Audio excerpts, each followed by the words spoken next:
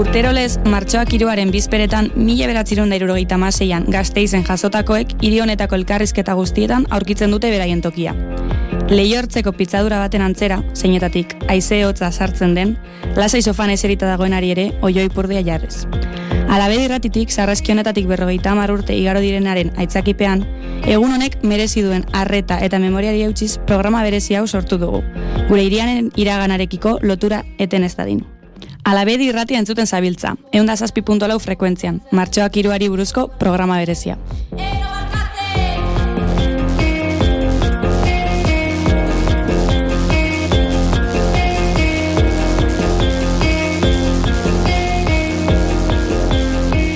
Guztiok dakigunez, 1976ko martxoaren 3an, asteazkenez, greba orokorra deitua zegoen Arabar hiriburuan, aurreko hilabetetako borroken lekuko hartuz. Hilabeteetan zehar, asanbladen bidez batutako indarrek kaleak hartzea espero zen egun hartan. Zaila izan zen aurre ikusteko egun horrek 5 hildako 100 zauritu eta beste hainbeste atxilotu utziko zituela. Horietako batzuek torturak jasan zituztelarik. Sarraskiaren titularraz araindi, egun honek Gasteizko langile borrokaren inguruko hausnarketa egiteko atea zabaltzen du. Egunaren kronikan sartu baino lehen, gertakizun honen aurrekarietan sakontzea komeni da. Hau da, Gasteizen industrializazioa karakterizatu zuten ezaugarrien azterketa labur bat burutzea. Hiri honek ez zuen garapen ekonomiko industrial nabarmenik izan 20. mendeko 50. hamarkadara arte. Frankismoaren baitan, hamarkada honetan zabalkuntza ekonomikoaren hasiera bizi zen. Nazioartean, hazkunde ekonomiko orokorrak hau albidetu zuen, hiriak garapen ekonomiko, industrial eta demografiko izugarria biziz.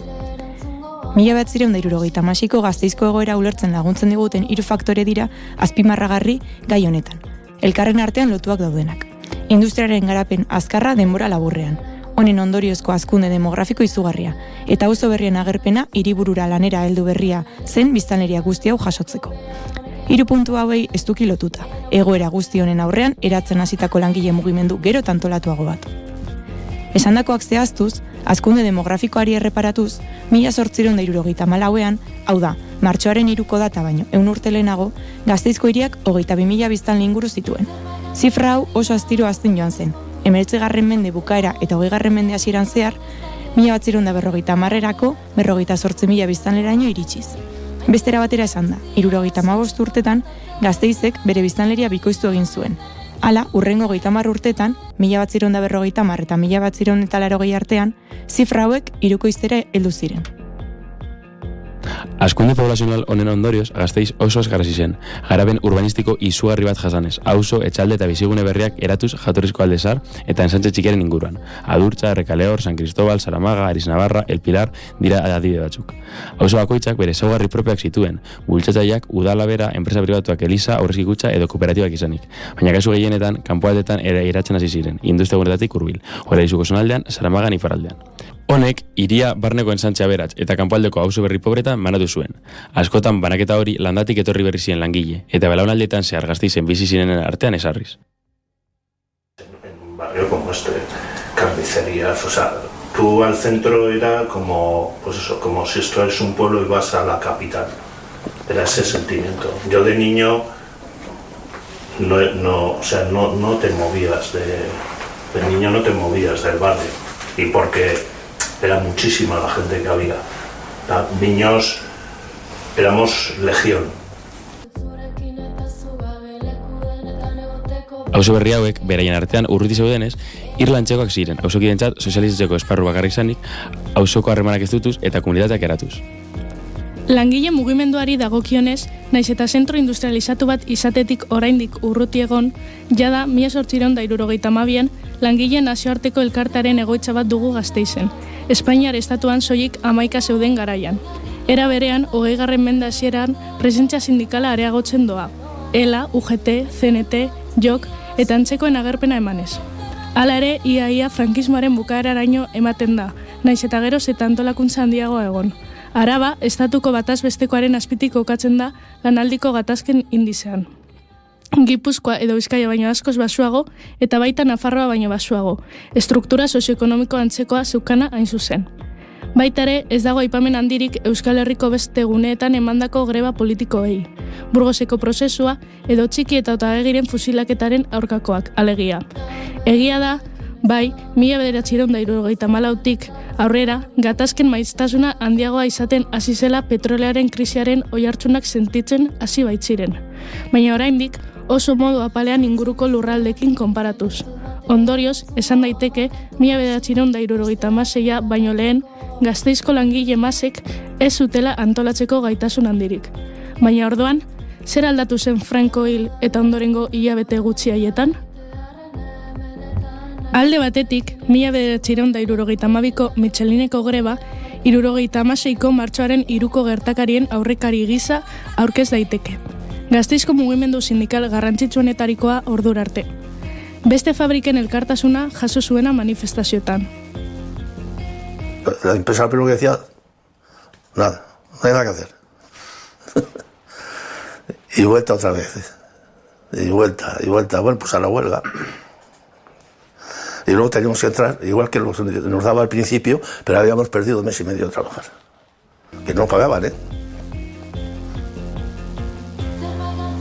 Handik gutxira, 1974ean, Koordinadora Aurrera de Vitoria, COV, sortu zen. Fabriken arteko koordinazio erakunde gisa.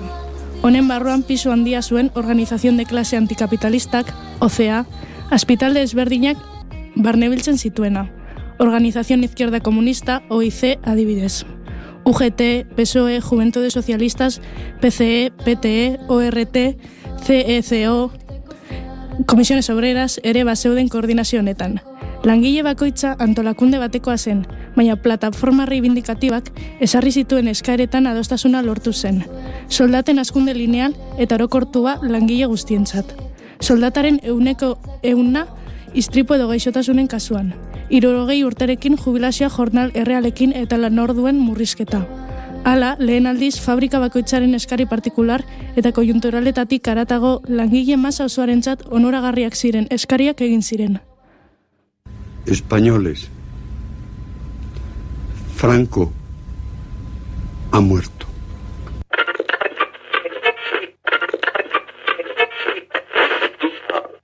Por eso aquí tengo yo esta fiesta, pero sin ti. Fiesta, qué fantástica, fantástica esta fiesta. Qué fantástica, fantástica esta fiesta. Esta fiesta con amigos y sin ti.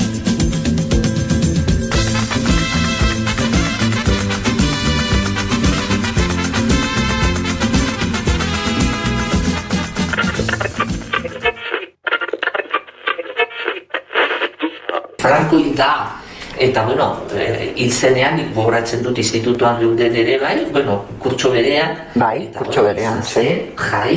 Bai. Gasteizen bizi izan dudan jairik onenetariko bat. Bai, eta nik gogoratzen dut, kaleak zaborraz bete, txampainez beteta zegoen. Hori bai. Gero martxaki, bueno, gero borrokak egon ziren, eta nik uste dut, espektatiba bat zegoela. Franco hil eta hilabete eskaz igaro zela, 1975ko abenduaren 23an, Forjas Alavesaseko langileek sindikatu vertikaletik kanpoko lehen bilera egin zuten, eskutatu gabe eta partaidetza handiarekin. Bertan egindako eskakizunak hurrengoak ziren: 6.000 peseta linealeko soldata, 42 orduko lanaldiak, urtean 28 jaiegun, Iruileko errebisioak eta hitzarmenaren urtebeteko bermea. Pues siempre por reivindicando los derechos de los trabajadores, los del sueldo para poder vivir y que pues eso, trabajar menos horas y tal, porque al principio nos tenían casi como esclavos. Y había que moverse de alguna forma. Era berean, ordezkaritza batzordeak komisiones representativas sortza proposatu zuten. Hauek fabrika bakoitzean aukeratutako ordezkariek osatzen zituzten, asambleen dinamizazio eta koordinazioetarako, eta enpresaburuekin hartu zuzena eduki alizateko. Sindikatu vertikalaren barruan zeuden kidekiko zuten mesfidantzaren ondorio sortu zen, eta beraz, estruktura horren erabilera baztertu zuten. Gogoratu behar dugu sindikatu vertikala erregimenak sortutako egitura sindikal bakarra zela. Hura zen aukera bakarra langileek haien eskaerak enpresa burei eramateko, baina guztiz era kontrolatu eta mugatuan. Greba edota mobilizazio eskubide libre eta realik eduki gabe. Forjas Alavesasek hasitako hildo beretik, 1975ko abenduan Mebosa eta Hiriburuko beste fabrika batzuetan antzeko egoerak eman ziren. Lehen bilerak, eskakizunen definitze prozesuak, baina urte hasierara arte ez ziren greba eta mobilizazioak hasiko. Oskorria zabaltzen da Euskaldunen lurrean. Andre gizonek elkarri loturik diraukete, haien artean batere katerik egoteke. Lokarriak iraungo du maitasunak bezain bat, ezkontza ez da izango ikusgarri ezain bat. Ondasunak gertatzeko tresnak ez dira jaunen, eskuetan gozatzeko goxokiak izanen. Ondasunaren jabetza izango da publiko, gizona ez talan bila eskean ibiliko. Irrintzi bat entzun dugu ezpataren aurrean, oskorria zabaltzen da Euskaldunen lurrean. Fabrikak izango dira euskal langileenak, eta solo pinudiak nekazari jarenak. Itxasontziak izango dira marinelenak, euskararen harmoniak sozial poetenak.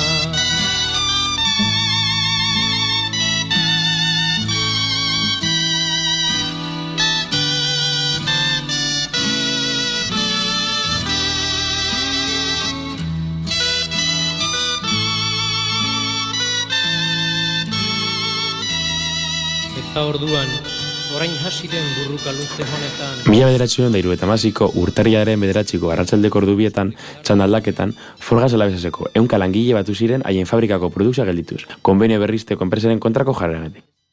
Hurrengo egunean, Mebosa, Aranzabal, Gabilondo, Apellaniz, Hugo eta beste fabrika batzuetara edatu zen erribindikazio olatua, grebakete bat hasiz. Aste bukaerarako ordezkaritza batzordeak sortu ziren, sindikatu vertikalaren aurkako jarra bultzatuz. Horrela, denbora gutxian, koordinatu gabeko eta distantzia zurrun zeuden milaka langile asambladaten batu ali izan ziren, lorpen izugarria suposatuz Gasteiztar langile garentzat. Urtarrilaren 16an, Forjaseko 20 langile arrazoi politikoengatik kaleratuak izan ziren. Honen aurrean, borrokaren oinarri politiko eta soziala sendotu zen. Urtarriaren 22an egin zen lehenengo asamblada bateratua Zaramagako San Francisco elizan. Gatazkan zeuden enpresetako langileen artean, lehenengo pausu gisa bide bateratu bat finkatzeko negoziazioetan.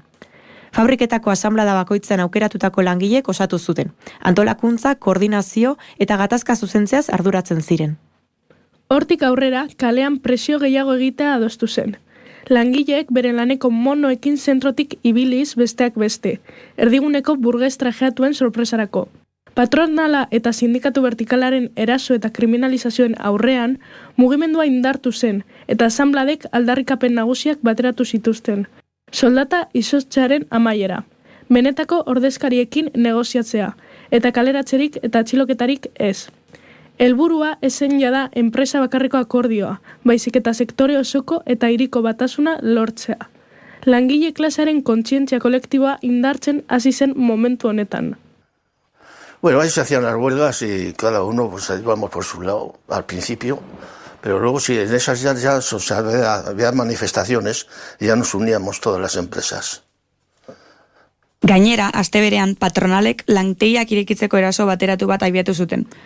Horren aurrean, asanbladek piketeak antolatu zituzten autobus geltokietan eta fabriken atarietan, grebarekin bat egitera deitzeko. Enpresek bi bide jarraitu zituzten, batzuk elkarrizketak irekitzen saiatu ziren, eta beste batzuk atxiloketak bultzatu zituzten. Horri erantzunez, borrokan zeuden lantegiak negoziazioak etete erabaki zuten, eta greba orokorrerako deia egin zuten, atxilotu guztien askatasuna aldarrikatzeko. Klase erantzuna handia izan zen. Asteburuan zehar mobilizazio jendetsuak egon ziren, poliziak gogorki erreprimitu zituenak. 16an bertan, greba orokorraren egunean, 20 enpresa inguru gelditu ziren, eta langileei ikasleak eta emakumeak batu zitzaizkien. Eguna atxilotu eta errepresio ugariarekin amaituko da. Hurrengo astelenak, 23rako, greba deitu zen berriz. Oraindik asistentzia txikiagoa izan zuena, berriz ere manifa gogor jazarria izanez. Que el cantar que yo canto lo borre el viento, ay, qué desencanto, si me borrara el viento lo que yo canto. Se miraron cara a cara y atacó el negro primero. Se miraron cara a cara y atacó el negro primero. El gallo rojo es valiente, pero el negro es traicionero. El gallo rojo es valiente, pero el negro es traicionero. Ay, si es que yo miento, que el cantar que yo canto lo borre el viento. Ay, qué desencanto, si me borrara el viento lo que yo canto. Gallo negro, gallo negro, gallo negro, te lo advierto. Gallo negro, gallo negro, gallo negro, te lo advierto. No se rinde un gallo rojo más que cuando está ya muerto. No se rinde un gallo rojo más que cuando está ya muerto. Ay, si es que yo miento, que el cantar que yo canto lo borre el viento. Ay, qué desencanto, si me borrara el viento lo que yo... Borrokak hainbeste hilabete irauteko giltza asamblearismoa izan zen. Langileak hasieran fabriketan batzen ziren, baina enpresen jazarpenen aurrean auzoetako eliza eta parrokietara joan behar izan ziren. Asanblada hauek ia egunero egiten ziren, eta erabakiak hartzeko eskumenak zituzten. Funtzio honetaz gain, ezitzeko eta eztabaidatzeko guneak ere baziren. Espainiako estatuak eta Vatikanoak 1953an sinatutako konkordatuak debekatu egiten zuen polizia eta indar militarren sarbidea elizetara. Horregatik, asanblada gehienak elizetan egiten hasi ziren, batutakoen segurtasuna bermatzeko. Gainera, kontuan hartu behar da, garai honetan elizek sozializaziorako gune moduan zuten paper garrantzitsua. Askorentzat, erreferentziazko leku eta entitate izanik, konfiantza eta lasaitasuna ematen zuten. Fabriketako bakarra ez gain, asanblada komunak ere bazeuden astean bitan. Antolakuntza honek bi gauza erakutsi zizkien langilei. Interes berak zituztela eta helburu hauek lortzeko elkarrekin borrokatzeko beharra zutela. Gasteizen emandakoa, borroka ekonomizista izan zen berazieran. Ez oso ezberdina testuinguru honetan estatuko beste batokitan ematen ari zirenekin konparatuta. Soldata edo lan baldintza hoben eskean. Hala ere, kasu honetan, gatazka oso harin kokatzen hasi zen klase borrokaren baitan. Gasteizko kasuaren berzitasuna, abanguardia ideologikoen influentzia zuzen handiagoa izango litzateke. Hau da, idea politiko irautzaile garatuak zituzten gutxiengo batzuena. Langile gehienak, landatik etorri berriak, eta beraz, tradizio politiko gutxikoak, permeabilitate handiagoa izan zuten abanguardia irautzaile hauen mezuak jasotzeko. Los más brutos de toda España. Porque era una generación que casi no habíamos estudiado ninguno. O sea, habíamos estudiado muy poco. ¿Entiendes? Entonces, claro, bueno, voluntad teníamos, pero no teníamos capacidad. Hala, lotura eta batasuna lortu zen ideologizatuta zegoen gutxiengo horren eta borroka tradizio gabeko langile masen artean. Hori gutxi balitz, alderdi politikoi ez hitzaien utzi haien marka mugimendu asamblearioekin lotzen, ezta mugimenduaz jabetzen ere, izaera zabalagoa izatea baimenduz. Borroka familia osoaren kontua izaten hasi zen berehala, eta emakumeen asanbladak egitea proposatu zen. Lehenengoa, urtarrilaren 21 ospatu zen, eta ordutik aurrera, emakumeen esperientzia ezagunagoa izaten hasi zen. Greba kontu ez gain, garaian emakumeek jasaten zituzten zapalkuntza eta bestelako zailtasunak salatzen hasi ziren. Auzoko, haurtzaindegi, eskola edo eta merkatu kontuetara zabaldu zauzia.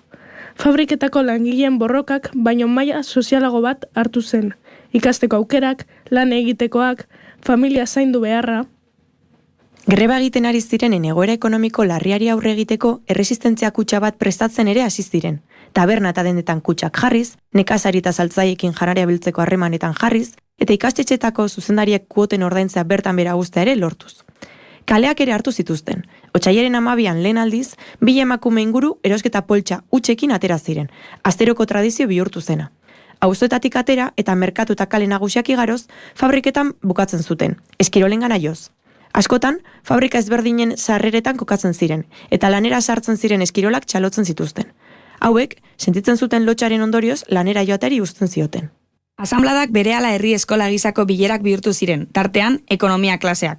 Adibidez, janaria ahalik eta merkeen egiteko edo garbiketako produktuak etxean prestatzeko aholkuak emanez. Ekonomiaz gain, gizarte oraindik frankista batean, emakumeak ze paper zuen ere eztabaidatzen zen. Auzoetako emakume pobreen artean, lehenengo kontzientziazioa hasiz. Kariak lanak utzirik gatoz guztio kalera, labeak oso itzaldu eta protesta bat egitera. Mailu burdinak bota ditugu, hantxe bertan bazterera, ez duguna berriro ere toki hartara lanera. Dinbilidan gau eta goiza, su eta keien aratian, sosegu eta deskantzu gabe, geure buruen kaltian. Horrexegatik lanak utzirik, gatoz guztio guatian. Gora bai gora beti gora forjaria, langile trebezintzo da mailukaria. Lurpera bai lurpera beti nagusia, ez digute egingo nahi duten guztia. Ez badigu ematen arrazoia guri, ez badigu ematen behar lekezongi. Su emango diogu geure fabrikari, eta nagusiaren... Gauzak horrela, egutegiak martxoaren hasiera zekarren. Urtarrila hasieratik zetorren mobilizazio eta antolakuntza olatuarekin. Otsailaren 16ko lehenengo greba eta ondorengo otsailaren 23ko grebaren ahultasunaren aurrean, CCR-en koordinazioak estrategia aldaketa planteatu zuen gatazkaren luzapena ahalbidetzeko. Gasteizko beste hiritarren laguntza eta elkartasuna bilatu beharra zegoela erabaki zuten. Auzo asanbladen eta greban ez zeuden langileak oinarriak hartuz, grebaren kauzak Gasteizen ematen ari ziren beste arazo sozial, ekonomiko eta politikoekin erlazionatu zituzten. Martxoaren batean, auzoetan asanbladak egin ziren. Martxoaren 2an, greban ez zeuden beste langileekin batu ziren. Eta horrela, martxoaren 3aren goizeko lehen orduetan, ikusi zen estrategiak arrakasta lortu zuela. Aurreko grebetan ez bezala, Michelineko langileak grebara batu ziren, garipen sentsazio bat zabalduz hiri osotik, enpresa handienaren langileen elkartasuna zutela ikustean. Hiri osoa gelditu zen. Goiz-goizetik, piketak egin ziren auzoetan, auzo asanbladen bidez koordinatuta. Goizan zehar, manifestarien blokeak zentrorantz bideratu ziren auzoetatik, denak erdigunean batzeko helburarekin. Polizia blokeak gelditzen saiatu zen manifestazio erraldoi bat ekiditzeko helburuarekin. Suzko armak erabiltzen hasi ziren lehen zaurituak Gasteiz etorbide inguruan izanik, Los Angeleseko elizatik hurbil. Tiroak manifestarien anketara botatzeaz gain, etxeko balkoian zegoen emakume bati jotzera ere heldu ziren. Y luego por la tarde sí que me acuerdo que, pues eso, sobre todo la zona de la avenida, pues mucho cascote, farolas tiradas, la policía ahí cargando contra los obreros y eso, sí, un poco más. Hombre, ja goizean zegoen Gasteizen, ni egon nintzen avenidan. Eta avenidan bebai ez dakitzen bat korrika egin genuen, hartu genuen piedras, harriak, eta ez dakit zergatik, botatzeko, osea, vamos. Eta gero, baina gero hori ja arratsaldean zegoen dana pilpilean bai. Hiria blokeatua zegoelarik, lasaitasun tentsioaren aurrean, Komisiones Representativaseko koordinazioak arratsaldeko asanblada bateratua mantentzeko erabakia berretsi zuen. 5etan Zaramagako San Francisco elizan. Grebalariak euren asmoan tinko mantentzen zirela ikusirik, poliziak Valladolideko kuartelari errefortzuak eskatu behar izan zizkion arratsaldeari aurre egin ahal izateko. Ya se veía venir, porque había ya pelotazos, había palos, había de todo. Le digo, cuidado con esa, que a algunos compañeros les dije yo, digo, mejor que no vayáis a la iglesia, que esta se lo ve venir, va a pasar algo gordo, va a pasar, ya verás. Yo me lo veía venir ya, de verdad, lo iba a pasar, y pasó. Asanblada 5 hastekoa zen, baina orduen laurden lehenagorako jada, banku guztiak beteta zeuden. Goiz, ailegatu nintzen Elizara, oso goiz, orduan, bigarren bankuan geunden, eta, bueno, oso posik, gaur daukagu lekua ikusteko eta entzuteko, eta, langilez beteta zegoen dana. Ingurura iritsi berri ziren 3 polizia unitate heltzean, 10 Land Rover eta 2 minibusetan, Eliza kanpoan zeuden 300 pertsona barrura sartzen hasi izan korrika baten. Eliza gainezka betez. Vamos a ver, parece ser que los alrededores de San Francisco no hay más gente. ¿Qué hacemos, cambio? Si hay gente por ellos, cambio. Poliziak beraz egoera guztiz berea zuen. Eliza inguratu eta blokeatua izanik inorrez edin ez sartu ez da irten. Bitartean, Eliza barruan, lasaitasunerako deia egin zen langileen artean. Gogoraraziz, Vatikanoko konkordatuaren arabera, poliziak debekatuta zuela Elizarako sarbidea. Beraz, CCRR-ko antolakuntzakideek itxaroteko deia egin zuten. Tentsio egoeraren aurrean, poliziak beste apaiz bat bidali zuen Eliza barruko apaizak konbentzitzen saiatzeko langilea kanpora urten zitezen. Baina honek ezezko eman zuen tinko. Horren aurrean eta kanpoan zegoen jendetzak poliziaren unitate gehiago hurbiltzea ekiditzen zuela kontuan hartuz, indar polizialek Eliza gaseatzea erabaki zuten, kaosa sortuz. Procedan a desalojar la iglesia, cambio. A ver, ahora vamos a proceder de J2 y J3, cambio. Sí, ya hemos estado dentro, pero esto está muy malo. Si no vamos a tener que poner las armas de fuego, cambio. Gasear la iglesia, cambio. Bueno, kristala zapurtu, gaza sartu, baina, momentu guztietan, ezin dute sartu, zuek lasai. Beheko partea jaitsi, kea igoko da, eta zuek lasai. Eta gainera, momentu guztietan babestuta langileekin, haiek benetan arduratsuak ziren. Horren aurrean, kanpoko jendetza poliziaren aurka oldartu zen, eta hauek ametralladora rafagekin erantzun zuten.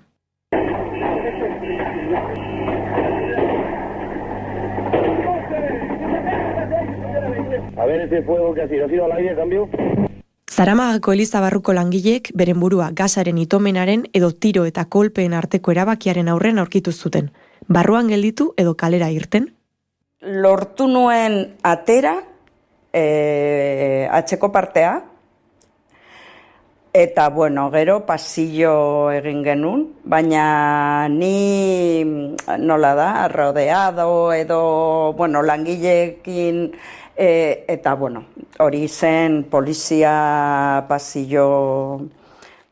¿Qué tal está el asunto ahora por ahí? ¿Cambio? Se fue de figurar, después de tirar igual 1000 tiros, y romper toda la iglesia de San Francisco, han de contar cómo está toda la calle, está todo, cambio. Kalean, poliziak gogor jazarri zituen irten zirenak eta baita kanpotik hauek laguntzen saiatzen zeudenak ere. Anabasa erabatekoa izan zen. Poliziaz beteta zegoen, eta, golpeka, baina nin, lortu nuen ailegatu hori Laben dago egoitza, eta han pelota batekin mandute hori hanka batean, baina, zegoen hain beste. Eta lortu nuen ailegatu beste lagunekin, beste etxe batera, baina ez zegoen laguna, eta gero anaren etxera joan nintzen, eta han salvazio moduan, benetan. Es la guerra en pleno, se nos está terminando la munición, las granadas y nos están liando a piedras que no es posible defenderse con ellos. Bertan, eman ziren lehenengo 2 hildakoak. Pedro María Martínez de Oziok 27 urte zituen, eta Forjas Alaveseseko langilea zen. Hainbat tiro jaso zituen gibelean. Francisco Aznar, 17 urteko gaztea, okina zen ofizioz. Buruan, tiro batez erail zuten momentuan. Era berean, 4 gizon gehiago izan ziren larriki zaurituak. Zinetatik 3 handik gutxira hil ziren. Romualdo Barroso, 19 urtekoa, Agratorreko langilea. Tiro rafaga bat jaso zuen Elizako leihoetan zegoela. Jose Castillo García, 32 urtekoa, Arregiko langilea, bere kotxea barrikada batetatik kentzen saiatzen zegoela.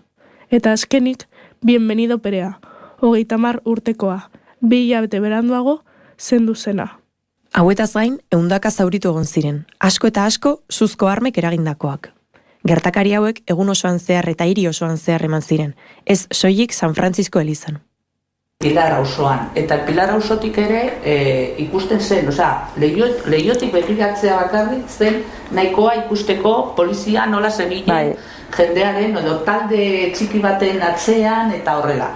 Eta egiten ziren barrikadak. Bai. Bakizu ez erdien barrikadak. Kaleak izteko bajatzen ziren, kotxeak, denetarik, eta hori zen, eta, iristen ziren ara, buelta eman behar zuten, kulpezte bide batetik rindoazten, eta horrela, beti polizien gandik urruntzen, edo, ezakin nola esan, baina oso giro bortitza zegoen, hirian. Elizako sarraskien ondoren, auzoetan barrikadak eta koktel molotoven jaurtiketak egon ziren, lasaitasun tentsoa arnastu zitekelarik berriro. Egunak, 150 atxilotu inguru utzi zituen. CCRek urrengo guneako greba orokorreko deia egin zuen. Salinas que hemos contribuido a la paliza más grande de la historia. Cambio. Por cierto, aquí ha habido una masacre, cambio. De acuerdo, cambio. Oye, pero de verdad una masacre, Ez dago argi desalojo gogorraren erabakia zeinena izan zen. Gobernadore zibilarena edo tamando polizialak momentuan hartu zuen erabakia.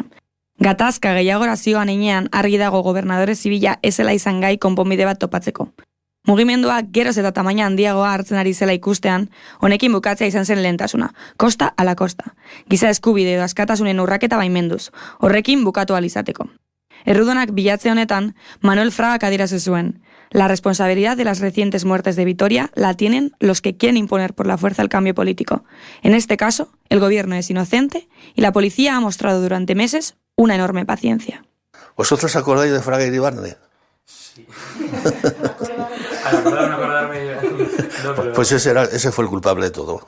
Fue el que mandó disparar. Mira, se murió, se fue de rositas. Un juicio popular a todos los responsables de estos asesinatos. Nosotros pedimos la dimisión inmediata de las autoridades que han sido responsables.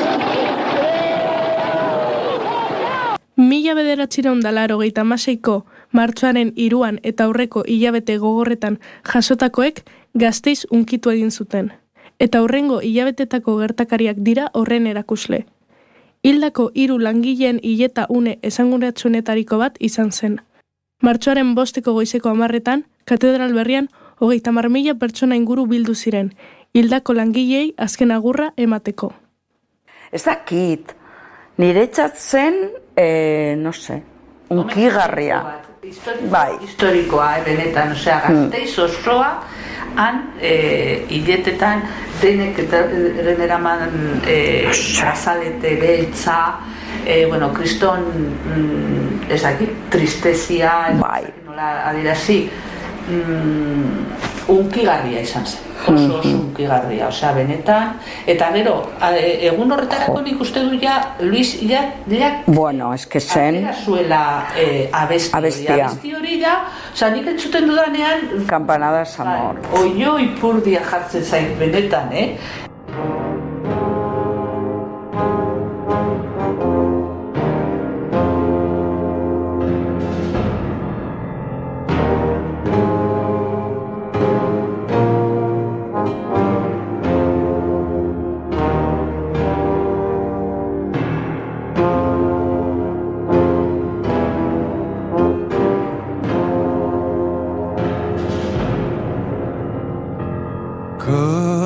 Campanadas amors fan un crit per la guerra dels 3 fills que han perdut la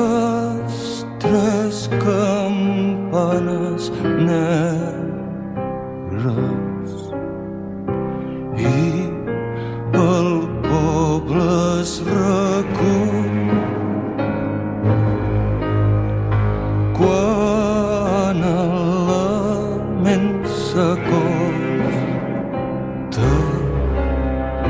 Ja són 3 penes més que hem de dur a la memòria.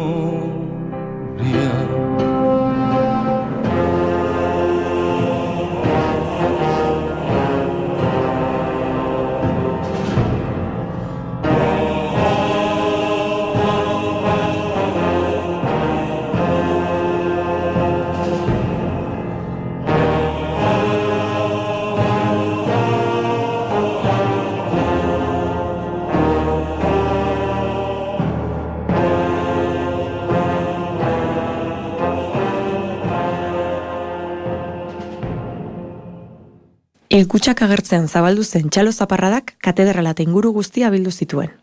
Hileta Gasteizko apezpikuak eman zuen, eta San Francisco Elizako apaizak ere hitz batzuk esan zituen, poliziak egindakoak salatuz. Jesus Fernández Nabes greban zehar garrantzi izan zuen Mebosako langileak ere adierazpen batzuk egin zituen.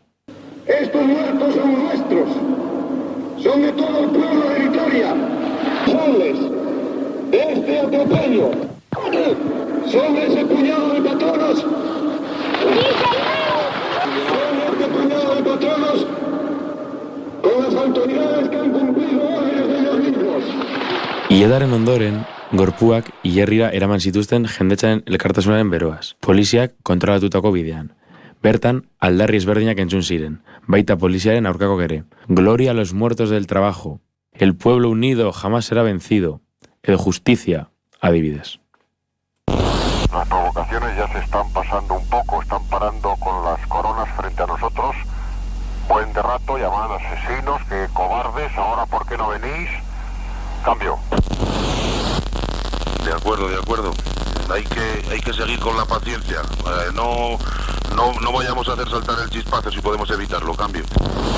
Egun hartarako poliziak istiloak ekiditeko agindu argiak zituen. Iritzi publikoaren aurrean beste sarraski bat jasangaitza izango litzatekeelako. Agente batzuen kexak ere entzun ziren ordea.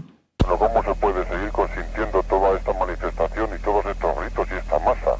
Vamos a estar así hasta que terminen de pasar. ¿Cambio? Azkenean, liskarrandirik gabe burutu ahal izan zuten hileta. Paso, enhorabuena por lo que has aguantado, cambio. Hilerrira heltzean agur jauna abestiarekin eman zitzaien azken agurra. Gertakariak pasa eta 5 egunetara egindako martxoaren 8ko greba orokorra beste elkartasun egun bat izan zen. Aurreko egunean Jose Castillo hil zen, ordurako 4. hildakoa. Greba orokorra Hego Euskal Herri osoan zegoen deitua, eta arrakasta izugarria izan zuen. Bizkaia eta Gipuzkoan 80%ko parte hartzearekin milaka pertsonek hartu zituzten kaleak. Nafarroan ere esanguratsua izan zen greba, eta Araban Gasteizko 20.000 pertsonez gain, Legutio, Amurrio, Agurain eta Jaran ere paro eguna izan zen. Istilu ugari egon ziren hainbat lekutan. Adibide argiena Basaurin, Bizkaian egondako hildakoa da. Vicente Anton, 5 poliziek tirokatu zuten 18 urte zituelarik. Asanblada bat antolatzen saiatu ondoren egindako manifestazioan. Egunak beste hildako bat utzi zuen Euskal Herritik kanpo, Tarragonan, Katalunian. Asanblada baten ondoren manifestazio bat burutu zuten langileek. Poliziak kargatu eta Gabriel Rodrigo langilea hil zuten poliziaren gandik iesi zioala. Abuztuaren 4an hasten diren Gasteizko jaietan ere, 5 hilabete lehenago gertatutako sarraskia oso presente egon zen.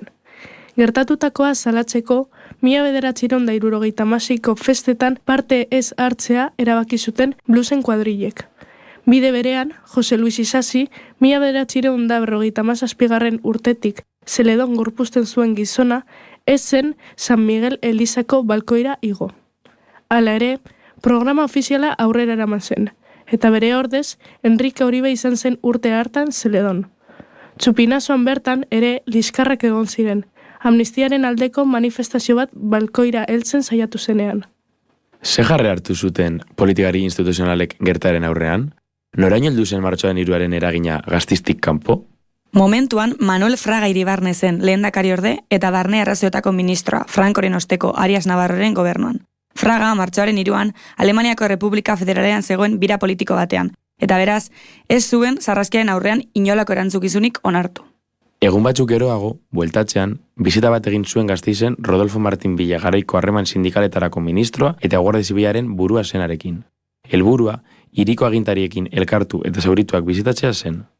Ospitalean bizitan zeudela, zaurituen zenide batek, ia hauek guztiz akabatzera etorri baziren galdetu zien. Que a ver si venían a rematarlos. Bizitaren ondoren, mezuak egile bat bidaltzen saiatu zen. Bi aldeen arteko elkar ulermena bilatu eta gatazkari konponbidea topatzeko. Momentu arte gobernadore zibilak bidalitako mezuak ez bezala. Zeinek zaurituak eta greba mugimendu osoa guztiz kriminalizatu zuen, gertatutakoaren erantzukizuna leporatuz. Esan dezakegu hau izan zela martxoaren 3aren ondorio politiko nagusia. Frankismo barruan zeuden sektore reformistek, Fraga bera edo Areilza, ondoren Alianza Popular eta UCD eratuko zituztenak, zein oposizioko alderdi politiko nagusiek, PSOE, PCE, EAJak, martxoaren 3ko gertakarian bidez, ulertu zuten iraultzaren aukera ekidin nahi bazuten, frankismoarekin bukatzeko modu bakarra bide moderatua izango zela. Gasteizko langileek eta mas handiek erakutsitako antolakuntzak, frankismoa aldaketa gabe luzatzeko oso aukera urriak zeudela erakutsi zien erregimen barnekoei. Oposizioko alderdi moderatuei, iraultza eta benetako errotiko aldaketa sozioekonomiko baten arriskua zegoela erakutsi zien. Eta horrek, batu zituen denak erreforma paktatu eta moderatuaren barnean haien interesak mantentzearen alde. Gainera, frankismoaren beso armatua atxera paustirik emateko prest ez zegoela ikusirik.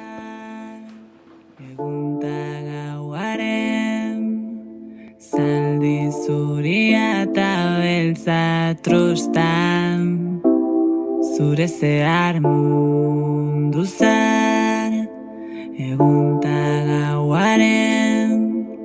Zaldi zuria eta beltza trostan, zure zehar.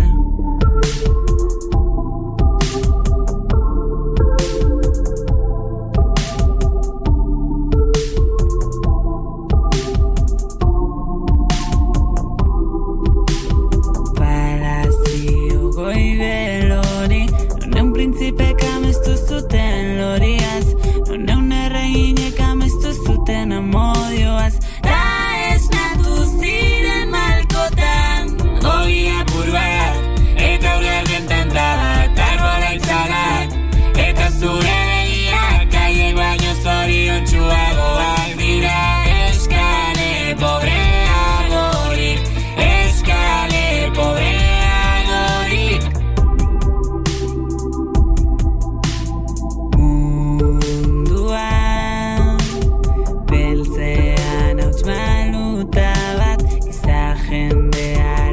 Zientzia itza herriak, abereak eta loreak, zazpi klimak ez dira itzalen, itzal baino.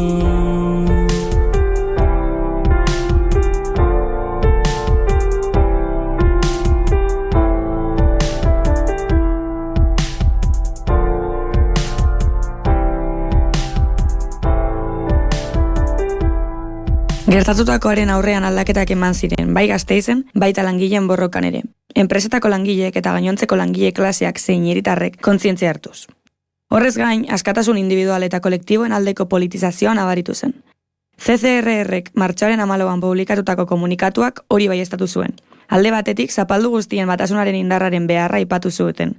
Honekin, Euskal Herritarren eta Espainiar estatu osoko biztanleen eskutik, askatasunaren alde bideratu ahalko zen ofentsibaren aldeko aldarria eginez. Eta bestetik, enpresetako jabeek soldata eskaerak eta beste reibindikazio batzuk onartu behar izan zituzten, langileen botere erakustialdearen ondorioz. Gertakariek sindikatu vertikala eta bere negoziazio mugatuen ereduak bera egitea eragin zuten. Sindikatua esengai izan gatazka bideratzeko eta haren izaera represiboa beste behin agerian geratu zen. 1976 urtean, helarazi zutenez, urte horretan bertan, Arabako enpresa guztiekin gatazkak eduki zituzten. Honekin batera, sindikatu klandestinoak publikoki agertzen hasi ziren. Monarkiaren lehenengo gobernuaren amaieran gakoa izango zirenak. Hildo beretik, Arabako emakumeen asamblada sortu zuten 1976an. Grebaren antolakuntzan eta prestaketan lagundutako emakumetako batzuen kontzientzia hartzeagatik. Greban zehar egin ziren emakumeen asamblada horietan, greba luzatzeko bideak bilatzeaz gain, emakume askorentzat kontzientzia hartze eta antolatzeko aukera izan zen. Emakume asko hartu ziren, greban zeuden aideek salatzen zituzten bizitzaren garestitze eta bizi baldintza pobrez gain, emakume izate hutsagatik, gaitasun, iritzi eta lan garrantzitsuetarako balio ez zutelako aurreiritziak pairatu behar zituztela. Bide honetan, ondorengo urteetan sortuko ziren Gasteizko auzo antolakuntza eta talde feministen aurrekari izan ziren emakumeen asamblada hauek. Baina hala ere, lan baldintza hobeak lortu zituzten. Ez zuten lortu ordea, erreibindikazio eskaera hauekin jarraitzeko gai izango zen mugimendu soziopolitiko indartsu bat eratzea. Fabriketako langileen bizi baldintzak eta estatuko egoera ekonomiko hobetua hala, langilegoaren gehiengo bat asetu egin zen lortu zituzten eskaerekin. Iraultzaren ideia, jada, etzen hain erakargarria gehiengoarentzat. Mugimenduaren buruzagien ibilbideari erreparatuz gero, lehen lerrotik aldendu zirela ikusi dezakegu. Errepresioa jasan eta erreforma politikoaren gandik espero zituzten aldaketa sozial eta ekonomiko globalak lortzeko aukerak aldendu zirela ikusi zuten. Sindikatu handienak, ELA, Comisiones, UGT, egun horretatik desbinkulatzen joan ziren, 80. hamarkadaldera. Era berean, alderdi politikoek gertakaren erabilan instituzionala egiten hasi ziren. 1989an, martxoaren 3ko elkartea sortu zuten LAB, ESK eta Eskerreko alderdi independentisten eskutik. Elkartearen helburua egia, justizia eta reparazio aldarrikatzea eta biktimen eta haien familien duintasuna defendatzea izanik. Horretarako, memoria historikoa lantzeko jardurak antolatzen dituzte hitzaldiak edo erakusketak. Horrekin batera, urtero, martxoaren 3an manifestazio bat antolatzen dute, aurten herri mobilizazioa bihurtu dena.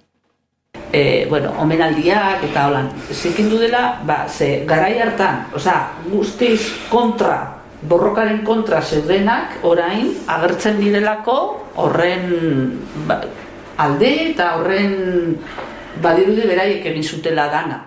Amaitzeko, martxoaren 3an jasotakoetatik eta aurreko hilabetetan egon zen antolakuntza guztitik, Gasteiz berri bat sortu zela azpimarratzekoa da. Elkarrizketatutako kideek eta erabili ditugun beste iturrietan hala adierazten den heinean. Hau esen posible izango, dagoeneko aipatu dugun klase antolakuntza independiente eta langileen kontzientziazio prozesuengatik izan ez balitz. Gaur egunera arte iritsi den auzia izan den, eta egungo Gasteizen mugimendu independiente eta antolatu ezberdinak dauden arren, geroztik ez da horrelako klase batasunaren erakustaldirik eman. Hala ere, oso azkar desindustrializatzen ari den egungo Gasteiz honek, asko dauka ikasteko oso harin industrializatu zen Gasteiz hartaz. Martxoaren 3ko borroka dugu eredu gaur egungo olatu erreakzionario eta fasisten aurrean. Langileek lugorrian erindako borrokak gugan dirau, omenaldirik onena haien borrokarekin jarraitzea da. Baina minak, batez ere isiltasunaren bidez adierazitakoak, aditzera emango eta jukatuko duen ahotsaren beharra dauka. Jakin dezagun gauzak jada ez direla gertakari hauen aurretik ziren bezalakoak. Eta gauzak ez daitezen inoiz gehiago, inorentzat gehiago, guretzako izan diren eta oraindik diren bezalakoak. A desalambrar, que la tierra es nuestra, es tuya y de aquel, de Pedro y María, de Juan y José.